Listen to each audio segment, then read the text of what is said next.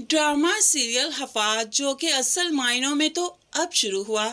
हीरा मानी के ड्रामों में जो ट्विस्ट आता है, जो पीक लेते हैं हीरा मानी के ड्रामे, असल में तो वो अब स्टार्ट हुआ। अब यहाँ पर अरीशा जाती है फराज के पास, उसे बताती है कि हुरम ने उनके साथ क्या कुछ किया और हुरम सब कुछ लेकर निकल चुका है और घर में पैसे नहीं कि हॉल की बुकिंग ही करवा ली जाए। फराज काफ़ी परेशान हुआ हुरम की हरकत से और फिर तज़ीन के सारे खर्चे उठाने को तैयार है। तज़ीन से मिलता है, गिला करता है कि मैं तो तुम्हारा अपना था, तुमने मुझसे सब कुछ डिस्कस क्यों नहीं किया, हुरम की हरकत क्यों नहीं बताई। तो ऐसे में तज़ीन परेशानी में कहने लगी, जब अपनों ने डस दिया तो तुम्हें क्या बताती।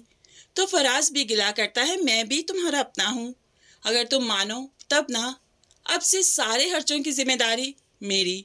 तो तज़ीन कहने लगी, नहीं, मैंने स्कूल में लोन के लिए अप्लाई किया है, वहाँ से लोन मिल जाएगा, सब सेट हो जाएगा। फराज से मदद लेने से इनकार भी कर दिया और स्कूल से लोन भी नहीं मिला।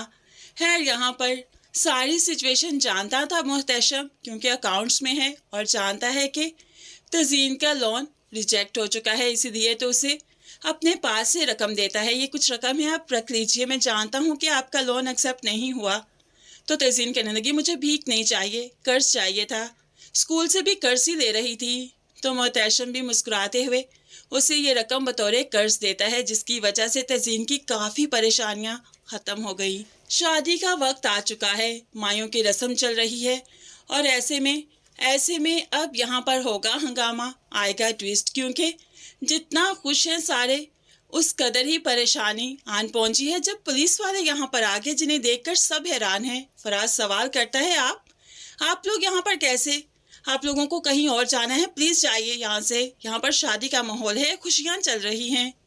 तो अब यहाँ पर पुलिस वाले मुस्कुराते हुए कहने लगे, लेकिन हमें तो यहीं पर आना था, तज़ीन मैडम के खिलाफ अरेस्ट वारंट है हमारे पास। फराज घबराकर, क्यों, क्या जुर्म किया है इसने। लेकिन पुलिस वाले यहाँ पर नहीं बताएंगे, उसे पुलिस स्टेशन आने का कहते हैं।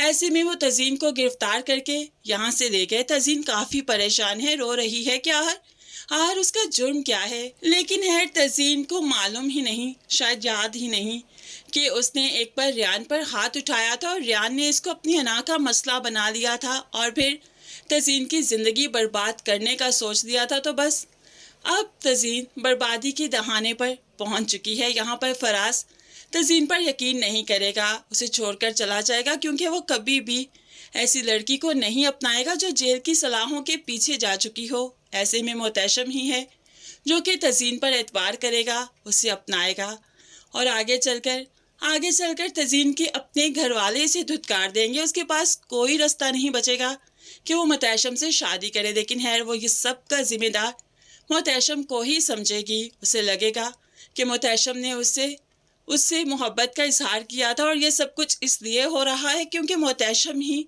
उसे फराज का होते हुए नहीं देख सकता था। मोहतशम तज़ीन को लाख यकीन भी दिलवाना चाहे लेकिन दिलवा नहीं पाएगा कि उसने ये सब कुछ नहीं किया। लेकिन है रियान की हकीकत सामने तो आएगी, लेकिन बहुत देर के बाद।